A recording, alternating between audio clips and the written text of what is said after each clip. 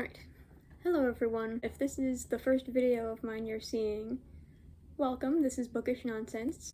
Everyone is welcome here. If this is not the first video of mine you're seeing, welcome back. So today I was going to do a bit of a book haul. I'm going to go over books that I got since like mid-July to now, which is mid-August. Don't know if I'm posting it in mid-August, but yes, some of the books I bought, some of them, I work at a bookstore, so some of them were in a free book box in the back. Other books I have are some books I got the other day from the library. So yeah, I'll just get right into the haul, because I have a few books. I think I have 12, including the library books. But yeah, let's just get right into it. I'm going to start with the library books.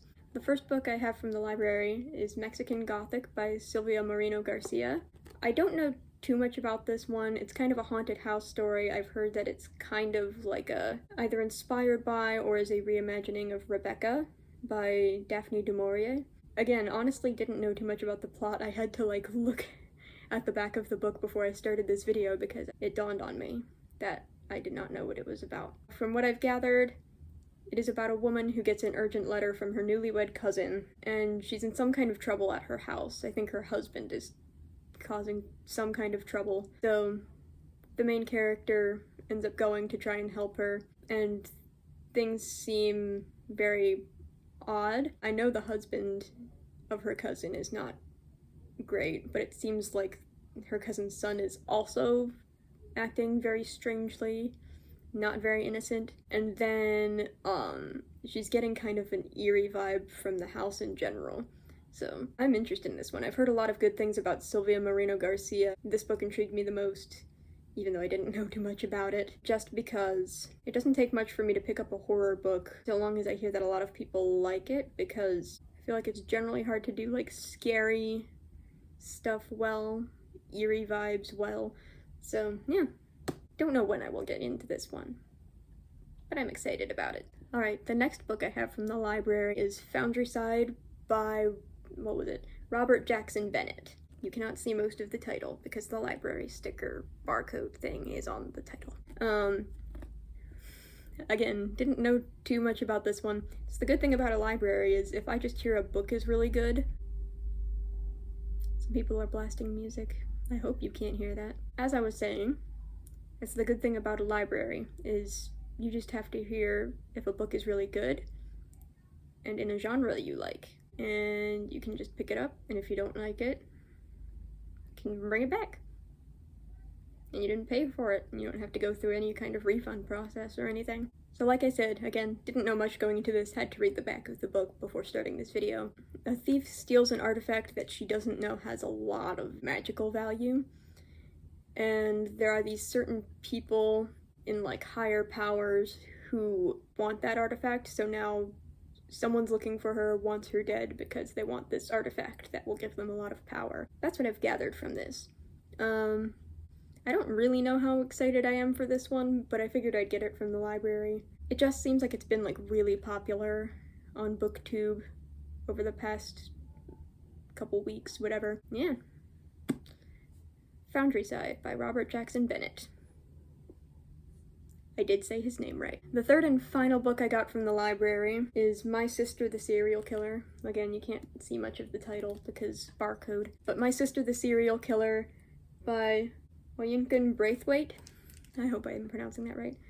Oyinkan Braithwaite. So I just picked this up because it almost sounded funny to me in a weird way. I mean, I like thrillers anyway, but I thought this one sounded funny just because it's about a woman whose sister has like a bad habit of killing all of her husbands. And I thought it was funny just because it has kind of this, it feels like it has kind of this tone of, oh no, not again. So I just thought that was funny. Yeah, I think this one will be good. I might pick this one up soon because it's short.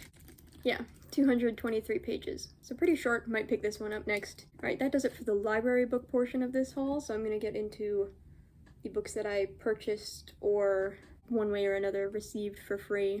That makes it sound like I stole them. I did not, just so you know. The first book that I have for like my new book collection is actually a nonfiction, but it's a nonfiction about fiction. And that is The Hero with a Thousand Faces by Joseph Campbell. I studied a lot of the analyses from this when I was studying for my creative writing degree. I didn't read this book in full. It wasn't like a requirement to read or anything, but I saw this for free. This was in the free book box in the break room at work, so I figured, why not? I kind of want to read it more in full, see a lot more of the details that went into Joseph Campbell's whole like thought process and everything. I can tell this was used because it has like little highlighted spots. I don't know how well you can see them on camera, but it has little highlighted spots, so I think that's cool. Alright, the next book I have is another horror type book that I picked up just kind of out of curiosity. Like, I didn't know much about it right away. I just heard a lot of people talk about it, and I loved the cover of it too. The cover's really pretty. This was also in the break room at work in the free book box, so I just figured I'd pick it up, because why not? But that is Horrid by Katrina Leno. It's about this girl whose father passes away, and her mother move to her mother's childhood home. And the childhood home has, you know, kind of eerie vibes. The mom starts acting weird. There's a storage room that's actually not a storage room and may not be uninhabited. The storage room part is what sounded most interesting to me. Otherwise, it kind of does sound a little bit like a standard, you know, family moves into haunted house thing. But I think the storage room part could be interesting. So I am curious about this. The cover is also very pretty. Look at it, if there's not a glare. There we go. Look how pretty it is. Alright, the next book I have, I wasn't planning on picking this up, but we have those little free libraries, a couple of them around where I live, and I had an arc of a book that I could already tell from the beginning it was not the most well-written thing.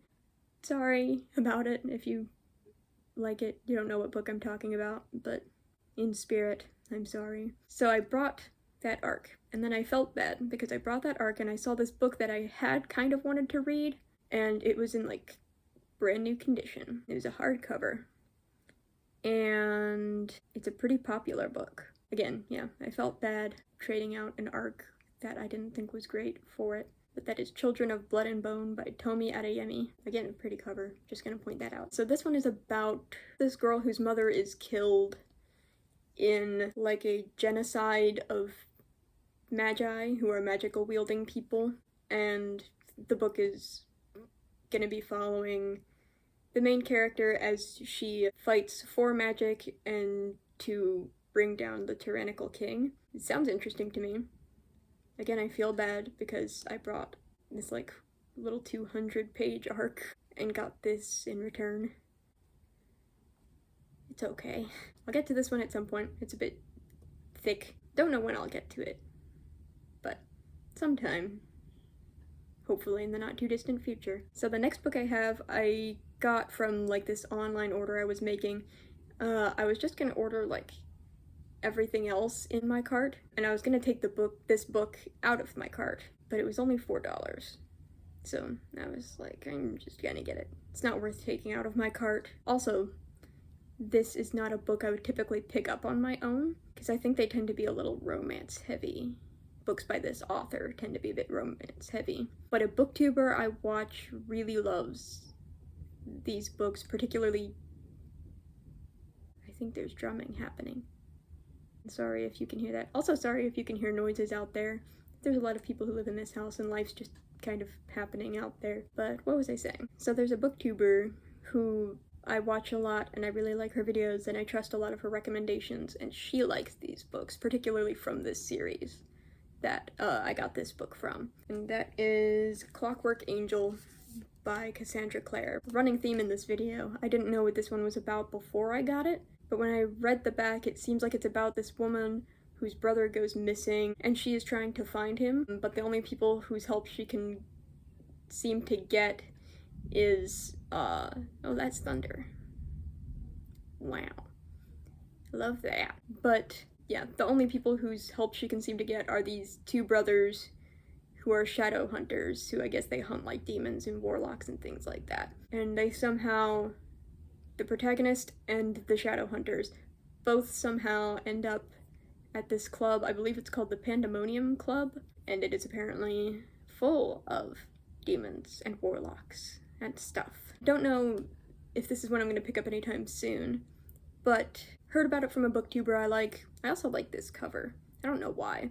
It's very steampunky feeling. I like it. The next book I have is another chunky fantasy book. I don't really have a story for this one. No interesting story for this. I just felt like book shopping with this one. Actually, with the rest of the books in this video, I just kind of felt like buying just because. So, the first of those few— ooh, more thunder. Sorry, I'm so easily distracted by thunder. But the first book that I got in my little book shopping binge is Shadow of the Gods by John Gwynne. Again, didn't know too much about this. It's nice and floppy. Wow. I didn't know too much about this one before I bought it, but when I actually did read the back, this sounds really interesting. Again, though, don't know when I'm getting into it because it's a bit of a thick book. This might be the first one of the chunky fantasy books that I read, though, of this haul. We'll see. Depends on my mood. I'm very much a mood reader. Anyway, I thought the premise of this was really interesting sounding. It's about this world where gods have kind of like, I'm not sure how, but kind of brought themselves to extinction. So now the whole world is very power hungry, and people are like searching for, hunting for, and I imagine killing for the bones of the gods, because they are supposedly very powerful, have a lot of very, very strong magic to them. I thought that sounded really, really cool. The next book I have in my binge book buying portion of this video is For the Wolf by Hannah Witten. I didn't know a ton about this book when I first got it, but I did know a bit, and that little bit was enough for me to like really want to read this. So it's about— I'm gonna read the little blurb it has. I don't like the idea of reading the backs of books in videos, but the blurb on the back of this is what got me. So, the first daughter is for the throne, the second daughter is for the wolf. I just thought that sounded cool. I also love twists on tropes, and this feels like a twist on like the chosen one trope. I did read a little bit more into this after I got it, and the daughters they are talking about on the back of this book are like the daughters of the kingdom, I think. The first daughter born to the kingdom receives the throne, and there hasn't been a second daughter born in centuries, and I imagine that is because, you know, no one wants to have a daughter that they have to sacrifice or something like that. Thunder. This book starts with the first time a second daughter is born to the kingdom in centuries. Again, sounds really cool, but yeah. For the Wolf by Hannah Witten. Alright, and the next book I have is Light from Uncommon Stars by Rika Aoki. And this is another one where I just saw a blurb and was like, that sounds fantastic, and I have to get it. Oh no, it wasn't even a blurb, it was the first paragraph of the synopsis, so I will read the first paragraph of the synopsis, even though I don't like to do it, because I thought it sounded awesome. So it says, Shizuka Satomi made a deal with the devil. To escape damnation, she must entice 7 other violin prodigies to trade their souls for success. She has already delivered 6.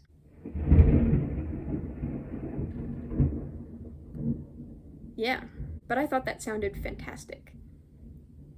I always pick up books I think sound fantastic, so I don't know. I thought that sounded like a very interesting concept. What I gathered after reading that first sentence on the back is, I think it's an LGBT romance and like a found family story. So I imagine the 7th person the main character has to entice to trade their soul to the devil is going to be someone they either fall in love with or become very good friends with. They're going to love them and won't be able to make themselves get them to sell their souls to the devil. Again, very cool sounding. Next book, second to last book, 6 Crimson Cranes by Elizabeth Lim. This one is about a girl who possesses this forbidden magic. I think she is able to hide it for the most part for a long time, but what happens in this story is she loses control of her magic at one point, and her stepmother finds out. And her stepmother possesses this really, really dark magic of her own. And she transforms the main character's 6 brothers into cranes. And the only part of the premise I was confused about was there's a curse that goes along with her brothers being turned into cranes. It says that she cannot speak a word because with each word she speaks, her stepmother will kill one of her brothers. So I don't know if that's like she can't speak ever or she just can't speak about the curse, but either way, this sounded really, really cool to me. And I know it fuses like Chinese and Japanese like cultures and folklore together, so I thought that was pretty cool that it was like a fusion of cultures instead of just one.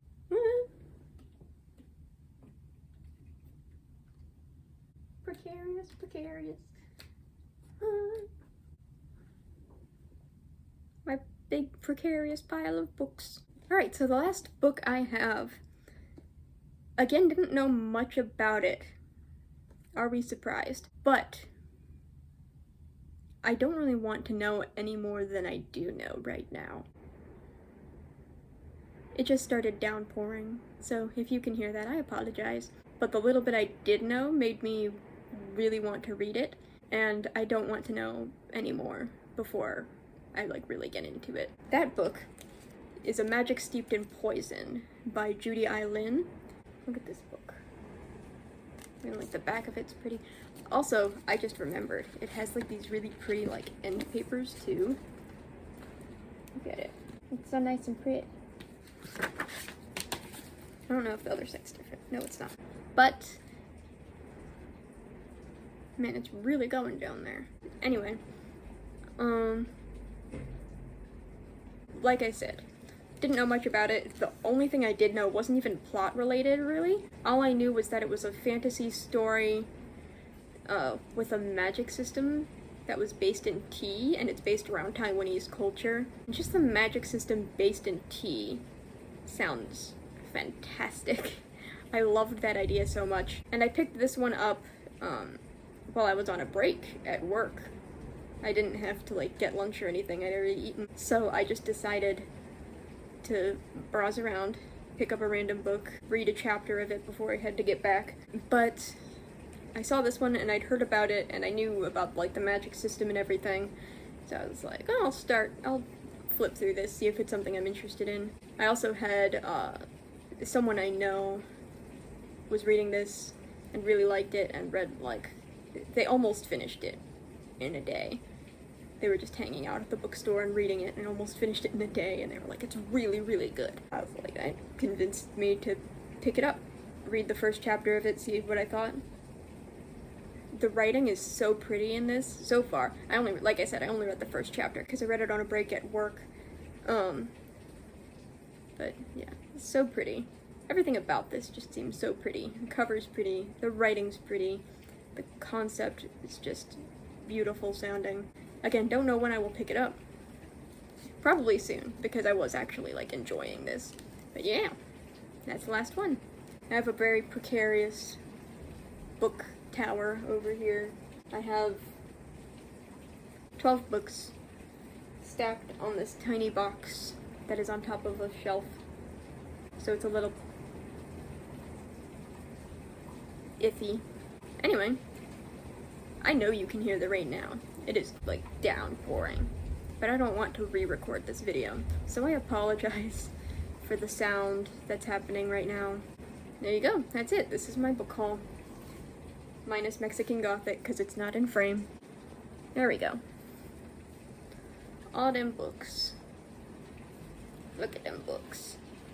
I love books. Who'da guessed? So that's it for this video. Thank you for watching.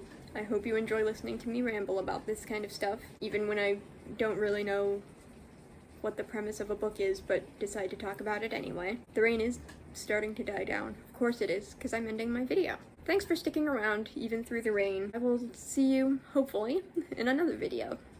Bye!